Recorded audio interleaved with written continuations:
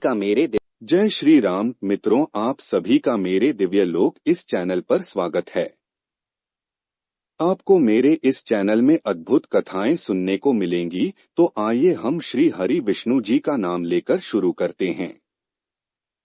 आज की हमारी कथा है ब्रह्मा विष्णु महेश में सबसे बड़ा कौन है।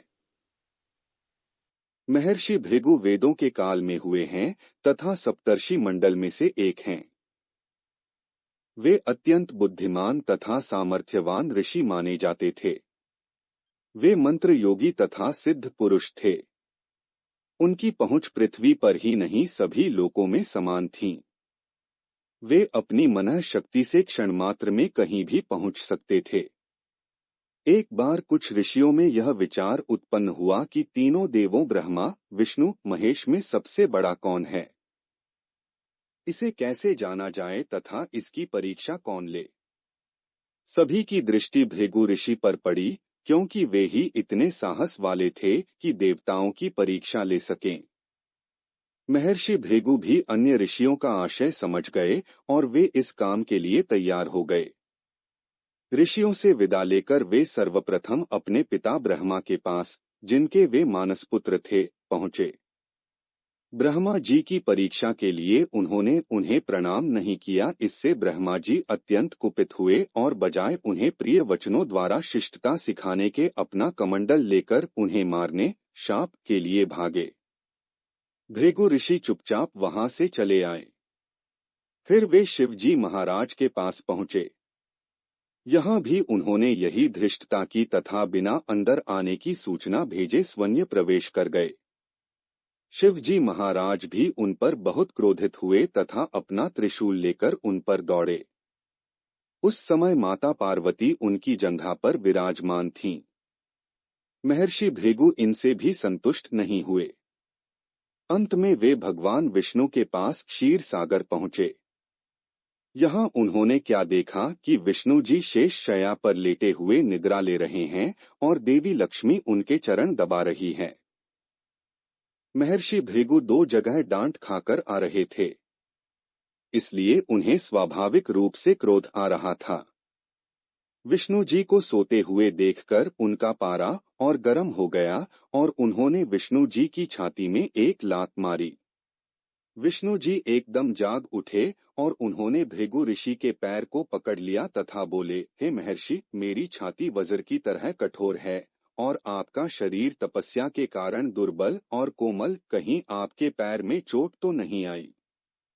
आपने मुझे सावधान करके बड़ी कृपा की है। इसको याद रखने के लिए यह आपका चरण चिन्ह मेरे वक्ष पर सदा अंकित रहेगा। महर्षि भृगु को बड़ा आश्चर्य हुआ। उन्होंने तो भगवान विष्णु की परीक्षा लेने के लिए यह दुष्कर्म किया था, लेकिन भगवान मुस्करा रहे थे। उन्होंने यह निश्चय किया कि वे वास्तव में विष्णु ही सबसे बड़े देवता हैं। उनकी विनम्रता की किसी भी अन्य देवता से कोई तुलना नहीं है।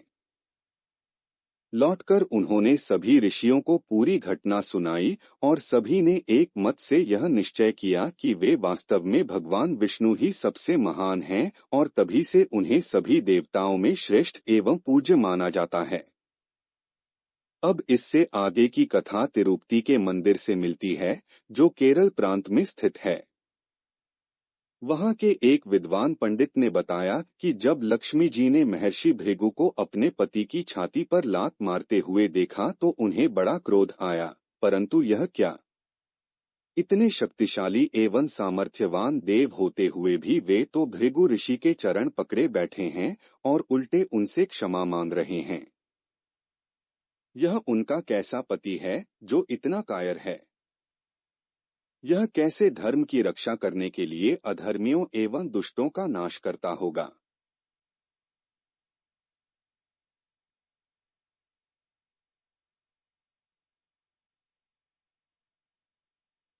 भृगु जी के जाने के पश्चात वे अवसर मिलते ही ग्लानि और शर्म के मारे पृथ्वी पर आकर एक वन में तपस्या करने लगीं।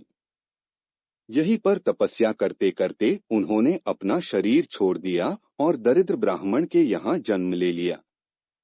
विष्णु जी उन्हें ढूंढते फिर रहे थे।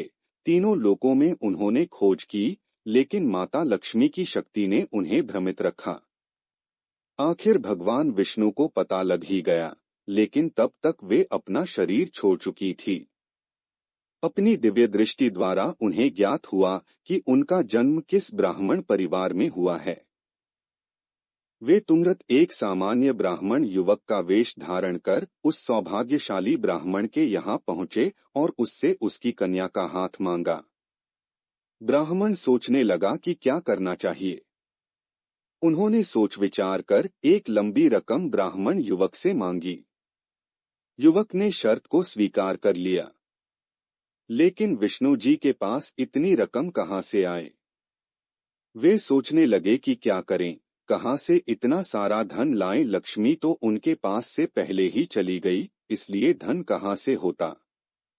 आखिर विचार करते करते उन्हें कुबेर का ध्यान आया और वे उसके पास चल पड़े।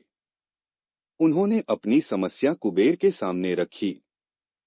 कुबेर ने जब जाना कि यह स्वयं विष्णु भगवान हैं, तो वह धन देने के लिए राजी हो गया, लेकिन शर्त यह थी कि धन मैं ब्याज के वापस करना पड़ेगा और जब तक यह ऋण उतर नहीं जाएगा, वे वहीं केरल में रहेंगे। भगवान क्या करते?